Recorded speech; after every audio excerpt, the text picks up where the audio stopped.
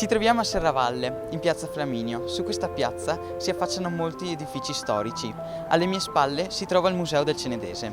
La struttura originale venne ulteriormente alzata fra il 1462 e il 1476, su committenza del podestà Gabriele Venier e del suo discendente Domenico. In seguito ebbe diverse funzioni, tutte legate alla comunità. Nell'Ottocento fu sede del comune di Serravalle e poi venne utilizzato come scuola. Infine Francesco Troyer ristrutturò il palazzo e ne fece un museo, inaugurato nel 1938. I reperti e le opere che sono raccolte al suo interno sono tutte provenienti dalla diocesi di Ceneda, da qui il nome Museo del Cenedese. La facciata ricorda i palazzi veneziani, come si può notare dalla loggia, con arcate accentinate al piano terra e dalle due trifore ad arco inflesso e del poggiolo gotico di coronamento del primo piano. Prende parte al museo anche la torre dell'orologio, chiamata anche torre civica. Si sviluppa su due livelli differenti, corrispondenti alle due fasi costruttive. Queste si possono facilmente notare grazie ai due quadranti degli orologi. L'orologio superiore è il più recente, mentre l'orologio inferiore è il più antico e risale al XIV secolo.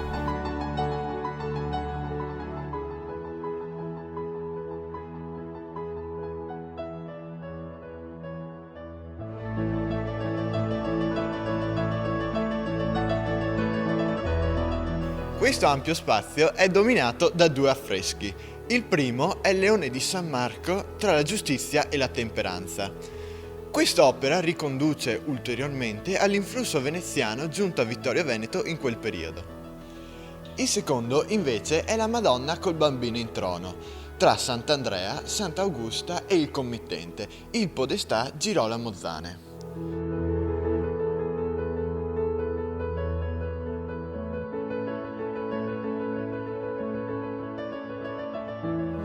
Questi stemmi documentano il succedersi della nobiltà veneta al governo della città, come pure i frammenti architettonici che suggeriscono l'immagine di Serravalle tra il XIV e il XVI secolo. Salendo questo scalone neogotico, costruito nel primo Novecento, si accede ai piani superiori.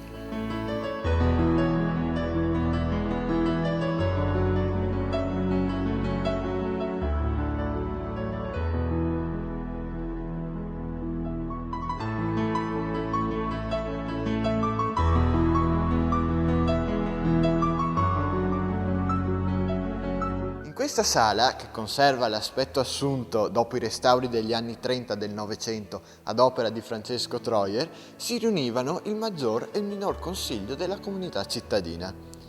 Lungo le pareti si possono vedere gli stemmi non originali dei podestà che governarono a Serravalle durante il periodo veneziano.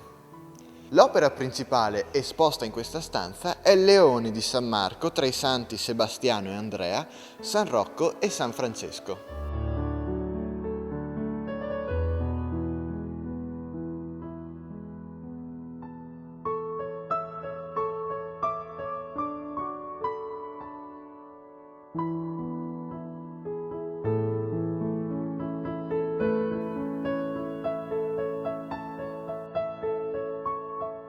Superata la sala del Maggior Consiglio, entriamo nella sala Comuzzi.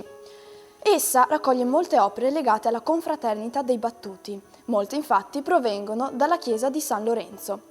Proseguendo ci imbattiamo in un armadio del 400 che, contrariamente alle tendenze del tempo, si sviluppa in verticale. Può essere quindi considerato un manufatto raro, per giunta arricchito da decorazioni gotiche, riconoscibili nelle formelle frontali. Realizzato in legno di noce, venne sottoposto al processo di ebanizzazione durante il periodo dell'Ottocento. Più avanti troviamo la nascita e sposalizio della Vergine, un dipinto su tavola a fondo oro attribuito a Niccolò di Pietro e proveniente dalla chiesa di San Lorenzo. Nella parte superiore è rappresentata la nascita della Vergine, accolta amorevolmente dalle braccia della madre Anna. Nella parte inferiore, rovinata nel corso del tempo, si intravede la cerimonia nuziale di Giuseppe e Maria.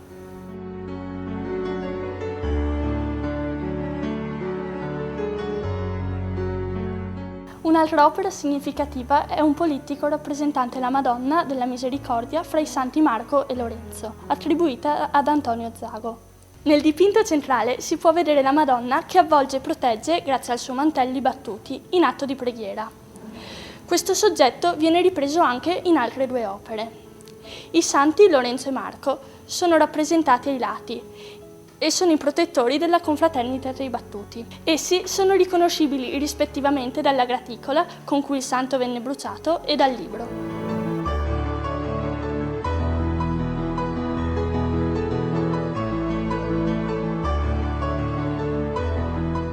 Ora osserviamo un'opera di Francesco da Milano, San Girolamo fra le sante Agata e Lucia. San Girolamo viene rappresentato in atto di percuotersi il petto con un sasso, in segno di penitenza. A terra c'è un leone che rappresenta quello a cui, secondo la leggenda, estrasse una spina dalla zampa, e il golero, cappello cardinalizio, che rifiutò numerose volte. Il santo rivolge la sua attenzione verso un crocifisso. Alla sua destra c'è Sant'Agata, che tiene in mano un libro che ci permette di vedere le rilegature dei codici cinquecenteschi. Alla sinistra di San Girolamo si trova Santa Lucia. Nella parte superiore è raffigurata la Madonna con bambino tra due angeli musicanti. Veniamo dunque all'opera più particolare dell'intera collezione, realizzata da Jacopo Sansovino, la Madonna col bambino, risalente al 1540. La sua particolarità è il materiale utilizzato, ovvero la cartapesta, la cui tecnica di lavorazione prevede l'elaborazione di un impasto di stracci amalgamato con collante animale, applicato poi su un calco. Il materiale facilmente deperibile e gli innumerevoli spostamenti che l'opera ha subito hanno fatto sì che per il rilievo fosse necessario un intervento di restauro, avvenuto nel 1988-1989. In questi anni sono stati svolti diversi esami al fine di conoscere la tecnica esecutiva e individuare i materiali costituenti l'opera. Dopo circa 25 anni è stato necessario un ulteriore intervento di restauro a causa del danneggiamento del supporto ligneo e della pellicola pittorica. Ci troviamo ora nella sala Paietta, dove sono presenti 4 disegni preparatori realizzati in matita e sono disegni preparatori di alcune opere che ora si trovano al Museo della Battaglia.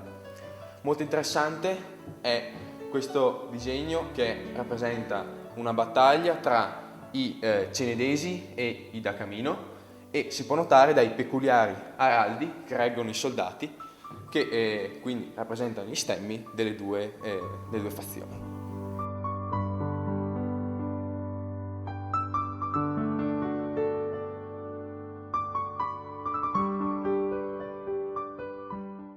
Molto interessante poi è questo gruppo di ritratti rappresentanti 4 membri della famiglia Fender. Qui abbiamo il capofamiglia della famiglia Fender. Ci troviamo ora davanti a una pala d'altare di un pittore anonimo che rappresenta la Madonna col bambino e Sant'Antonio, patrono di Padova e protettore dei bambini. A destra invece è rappresentata Sant'Augusta, matrona di Serravalle, accompagnata dalla ruota, suo strumento di martirio.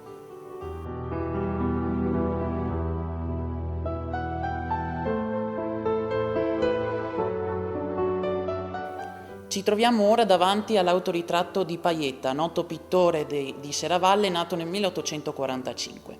Lo stile pittorico di Paietta è quello di rappresentare dei contadini che lavorano nei campi.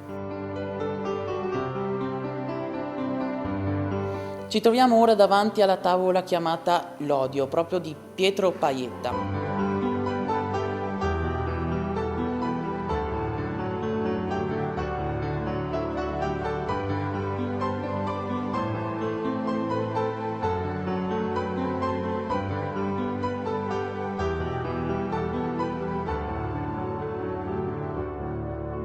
Ci troviamo ora nella gipsoteca del Museo del Cenedese. Qui sono presenti numerosi bozzetti del noto scultore ottocentesco Guido Giusti.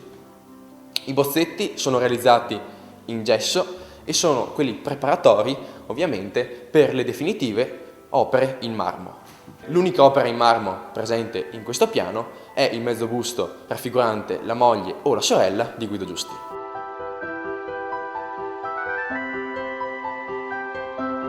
Tra i busti più importanti che sono presenti in questo piano vi è quello di Marcantonio Flaminio.